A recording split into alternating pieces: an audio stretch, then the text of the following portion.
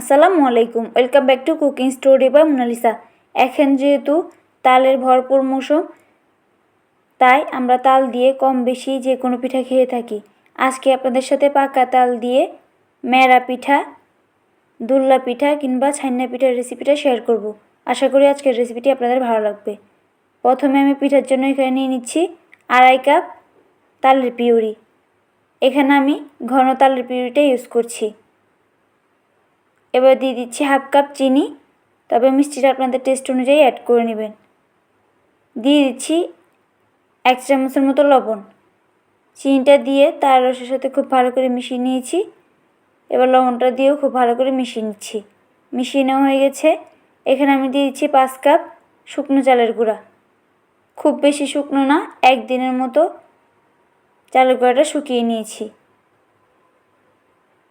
এবার চালের গুঁড়োটা দিয়ে ঢাকনা দিয়ে ঢেকে 5 মিনিট অপেক্ষা করব। 5 মিনিট পর দিয়ে দিচ্ছি 1/2 কাপ কুচি করে নেওয়া নারকেল। এরকম ছোটো ছোটো কুচি করে নিয়েছি নারকেলটা আগে থেকেই। নারকেলটা দিয়ে খুব ভালো করে অনবরত নেড়েচেড়ে তালের পিউরির সাথে চালের গুঁড়োটা মিশিয়ে নিতে হবে। চালের গুঁড়োটা মিশিয়ে নেওয়া হয়ে গেছে।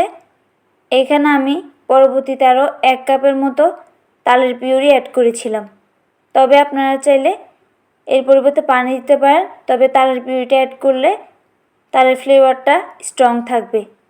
এবার সামান্য একটু গরম পানি দিয়ে আলতো হাতে ডোটা খুব ভালোভাবে গরম থাকা অবস্থায় মেখে নিচ্ছি। আপনাদের মাখতে অসুবিধা হলে গরম পানি দিয়ে তারপর ডোটা মেখে নেবেন।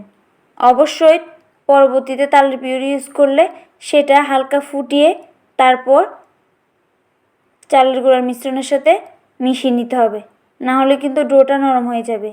এভাবে আমি ঢাকনা দিয়ে ঢেকে 10 মিনিটের মতো সিদ্ধ করে আরও 10 মিনিট চুলাটা অফ করে রেখে দিয়েছিলাম।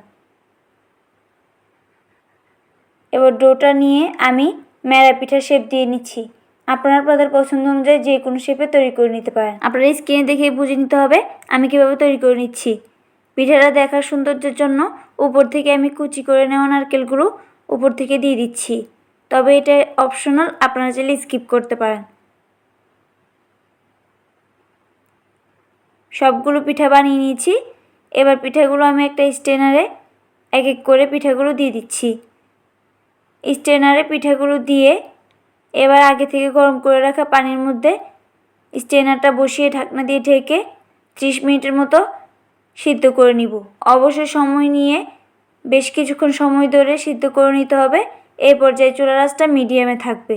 অবশ্যই ভালোভাবে পিঠাটা স্টিম করে নেবেন, না হলে কিন্তু পিঠাটা খেতে ভালো লাগবে না। 30 মিনিট পর পিঠাটা হয়ে গেছে। পিঠাটা ঠান্ডা হয়ে যাওয়ার পরেই খেলে ভালো লাগে, তবে আপনারা চাইলে এভাবে গরম অবস্থায়ও খেতে পারেন। এই পিঠাটাকে আপনারা কে কী নামে বলে থাকেন অবশ্যই কমেন্ট করে জানাতে পারেন। রেসিপি ভালো লাগে থাকলে প্লিজ একটি লাইক দিয়ে দেবেন এবং চ্যানেলটি সাবস্ক্রাইব করে পাশে থেকে বেল আইকনটি প্রেস করে দেবেন। আপনি যদি ফেসবুক থেকে ভিডিওটি দেখে থাকেন অবশ্যই পেজটি ফলো করে দেবেন। আজকের মধ্যে এখানে বিদায় নিচ্ছি। দেখা হবে পরবর্তী কোনো রেসিপি নিয়ে। সেই পর্যন্ত সবাই ভালো থাকবেন। আল্লাহ হাফেজ।